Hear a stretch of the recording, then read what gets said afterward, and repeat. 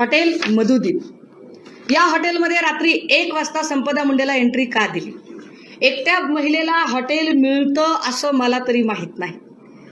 काय हिची एंट्री कायदेशीर पद्धतीने घेतली होती, सही होती, सगळे डॉक्युमेंट ते घेऊन गेले असं सांगतायत. मी हेही डॉक्युमेंट मागितले पण ते डॉक्युमेंट घेऊन गेले असं सांगत आहेत. ते याच्यावर एका चकार शब्दाने बोलत नाहीयेत. आता ती का गेली रात्री 1 वाजता? तिला काय गरज पडली स्वतःचं घर असताना त्या हॉटेलमध्ये जायची? हे हॉटेल कुणाचं आहे ते जरा सांगितलं पाहिजे मी. हे हॉटेल भोसले नावाच्या माणसाचं आहे. कोण आहे हा भोसले? हा भोसले रणजित सिंह हा इकडचा भोसले आहे.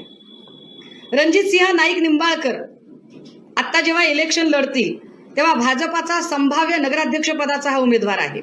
याच्या बाजूला अजून एक माणूस आहे, यांचं नाव आहे जयकुमार गोरे. काल जयकुमार गोरे त्यांच्या स्टेजवर होते. जयकुमार गोरेवरही एका महिलेने फार आरोप केलेले आहेत. लक्षात घ्या, जयकुमार गोरे बाजूलाच राहतात. जयकुमार गोरे, भोसले, रणजित सिंह नाईक निंबाळकर सगळे एका फ्रेम मध्ये दिसत आहेत. आणि या माणसाचे हे हॉटेल आहे. ये रिश्ता क्या कहलाता है. का या हॉटेलवर बोलावलं होतं? हॉटेलवर बोलावलं होतं की गेली होती? हॉटेलवर बोलावलं असेल तर कशासाठी बोलावलं होतं? जर तिची बहीण सांगते की ते हस्ताक्षर तिचं नाहीच आहे तर तिच्या हातावर कुणी लिहिलं? काय संपदा मुंडेचा जीव गेला का? काय संपदा मुंडेची हत्या झाली का? संपदा मुंडेने आत्महत्या केली की संपदा मुंडेने हत्या केली? हत्या झाली.